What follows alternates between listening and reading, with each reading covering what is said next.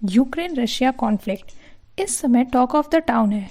हर कोई ये जानना चाहता है कि रशिया जैसा पावरफुल देश यूक्रेन जैसी छोटी सी कंट्री के लिए अपना सब कुछ दांव पे लगाने को तैयार क्यों है। दरअसल इसकी शुरुआत 1991 में तब हुई जब सोवियत राष्ट्र टूटकर 14 देशों में बटा, जिसमें रशिया के बाद अगर कोई पावरफुल कंट्री बन सकती थी तो वो थी यूक्रेन। इसकी वजह थी नेशनल रिसोर्सेज की अवेलेबिलिटी और उसका बड़ा फर्टाइल लैंड, जिस पर ना सिर्फ रशिया बल्कि यूरोपियन कंट्रीज की भी नज़र थी। इसीलिए अमेरिका और नाटो कंट्रीज ने यूक्रेन के साथ धीरे धीरे व्यापार बढ़ाना शुरू किया, जिसकी वजह से यूक्रेन के 60% नेचुरल रिसोर्सेज का यूज़ यूरोपियन कंट्रीज में होने लगा। ये बात रशिया को बिल्कुल पसंद नहीं आई और उसने 2014 में यूक्रेन के एक बड़े हिस्से क्रीमिया पे कब्जा कर लिया। ये छोटे छोटे कोल्ड वॉर बड़े वॉर में तब बदला जब यूक्रेन ने नाटो की मेंबरशिप में अपना इंटरेस्ट दिखाया। जब रशिया ने यूक्रेन को कई बार वार्निंग भी दी, लेकिन यूएसए और नाटो का सपोर्ट पाकर यूक्रेन को लगा कि रशिया उसका कुछ नहीं कर सकता और अपनी इसी गलतफहमी का नतीजा आज यूक्रेन भुगत रहा है। रशिया ने सबसे पहले डोनबास एरिया में अपनी सेना बढ़ाना शुरू किया, फिर यूक्रेन के एयर बेस पर हमला किया। अब यूक्रेन की बिजली सप्लाई बंद करने के लिए उसने चेरनोबिल न्यूक्लियर प्लांट पर भी अपना कब्जा कर लिया है, जिसके चलते यूक्रेन ने पूरे देश में मार्शल लॉ लगा दिया है। इसका मतलब है कि यूक्रेन की जनता अब अपनी सुरक्षा के लिए हथियार उठा सकती है और चाहे तो सीधे युद्ध में भी भाग ले सकती है।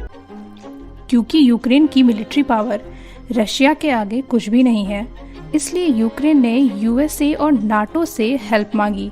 लेकिन यूएसए ने साफ तौर पर यह बयान जारी किया कि अभी तक यूक्रेन नाटो का मेंबर नहीं है, इसलिए अमेरिका अपनी सेना यूक्रेन में नहीं भेजेगा।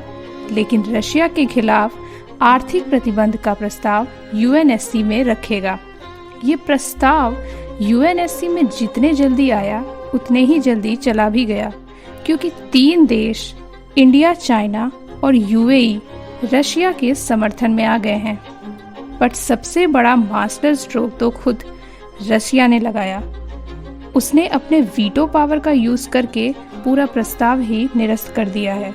सिर्फ इतना ही नहीं, उसने अमेरिका को खुली चुनौती दी है कि अगर अमेरिका बार बार बीच में आएगा तो उसे स्पेस में अमेरिकन रशियन का जो जॉइंट स्पेस स्टेशन है, रशिया उसका बैलेंस बिगाड़ देगा और ये स्पेस स्टेशन जिस भी देश पर गिरेगा उसकी तबाही का जिम्मेदार सिर्फ और सिर्फ अमेरिका होगा। इस तरह अगर देखा जाए तो ये वॉर यूक्रेन वर्सेस रशिया नहीं, बल्कि Russia versus USA and NATO है, जिसमें रशिया अब ये बता रहा है कि वो अब सिर्फ एक डेवलप कंट्री नहीं बल्कि वर्ल्ड पावर बन चुका है। अब अगर बात करें कि भारत इस मामले में अपनी स्पष्ट प्रतिक्रिया क्यों नहीं दे रहा है, तो इसके पीछे काफ़ी वजह है। दरअसल 1971 के भारत पाकिस्तान युद्ध में जहां अमेरिका जैसे कई देश पाकिस्तान को समर्थन दे रहे थे, वहां अकेला रशिया ऐसा देश था जिसने अपने सैन्य उपकरण देकर इंडिया को अपना पूरा सपोर्ट दिया और उसी वजह से भारत वो लड़ाई जीत पाया। सिर्फ इतना ही नहीं, 1998 में भारत के पोखरान परमाणु परीक्षण का अमेरिका ने कड़ा विरोध किया था और विश्व के सभी देशों से भारत पर आर्थिक प्रतिबंध लगाने को कहा, जहां बहुत से देश इस बात से सहमत भी हो गए। यूक्रेन ने भी यूएनएससी में भारत के खिलाफ ही वोट किया था। उसी समय केवल रशिया ही भारत के समर्थन में खड़ा हुआ और उसने अपने वीटो पावर को यूज करके पूरे प्रस्ताव को निरस्त कर दिया। आज भी भारत का लगभग 65% सैन्य व्यापार रशिया के साथ है। भारत की सबसे आधुनिक मिसाइल ब्रह्मोस, जो दुनिया की सबसे ताकतवर मिसाइलों में से एक है, वो भी रशिया के ही हेल्प से बनी है। तो ऐसे में अगर भारत खुलकर रशिया को सपोर्ट भी करता है तो इसमें कोई गलत बात नहीं होगी। लेकिन भारत का कहना है कि वो कभी भी युद्ध नहीं चाहता, इसीलिए यूक्रेन रशिया दोनों से ही बात करके शांतिपूर्ण निर्णय की अपेक्षा करता है। तो दोस्तों, इस पूरी इन्फॉर्मेशन के बाद आप किस कंट्री को सपोर्ट कर रहे हैं? अपना स्टैंड हमें कमेंट सेक्शन में बताएं और ऐसी ही ढेर सारे इन्फॉर्मेटिव वीडियोस के लिए to like, share and subscribe to our channel इनफैक्टोमोटिव।